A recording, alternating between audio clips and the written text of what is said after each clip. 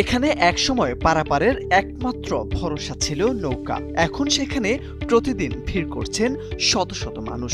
বিশেষ করে শিক্ষার্থীদের কাছে এটি এখন জনপ্রিয় ডে আউট স্পট, যেখানে সেতুর আশপাশের প্রকৃতিও যেন প্রকৃতির রং তুলিতে আঁকা এক জল রং। আমি আমার হাজবেন্ডের সাথে এসেছি, মাঝে মাঝে এখানে ঘুরতে আসি। এর পরিবেশটা অনেক ভালো, আর বিকালবেলা এখানে ঘুরতে অনেক বেশি ভালো লাগে। এই জন্য দুজন একটু সময় কাটাতে আসছি। প্রায় আসা হয় মাঝে মধ্যে, এখানে সবাই ঘুরতে আসে, ভালো লাগে। নিরিবিলি একটা পরিবেশ, সুন্দর বাতাস আছে। তাছাড়া রবীন্দ্রনাথের ছোট নদী কবিতার সাথে মিল আছে এখানে।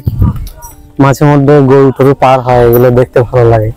চায়ের কাপ আর পেঁয়াজুর গন্ধে মুখরিত টং দোকানগুলো, স্বচ্ছ বাতাসে ঘেরা এই জায়গাটা যেন এক বিশুদ্ধ অবকাশ।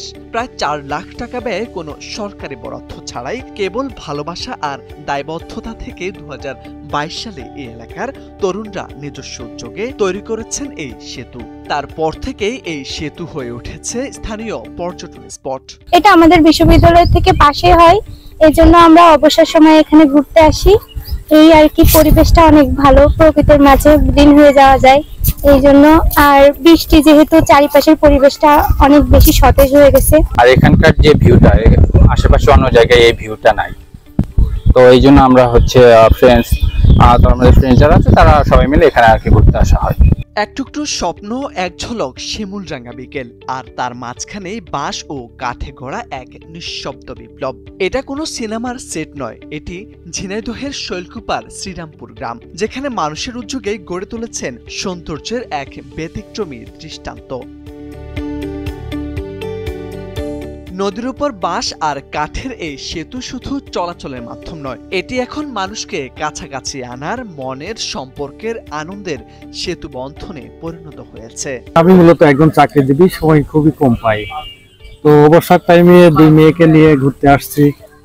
মোটামুটি ওদের বিনোদনের জন্য জায়গাটা অনেক সুন্দর। মাঝে মধ্যে ফ্রি টাইমে এখানে ঘুরতে আসলে মোটামুটি মন মানসিকতা অনেক ভালো হয়ে যায়, এই জন্যই আসা। খুব সুন্দর আসলে, খুবই সুন্দর। না দেখলে আর কি, বাস্তবে নিজে চোখে না দেখলে আর এটা বলার থাকে না।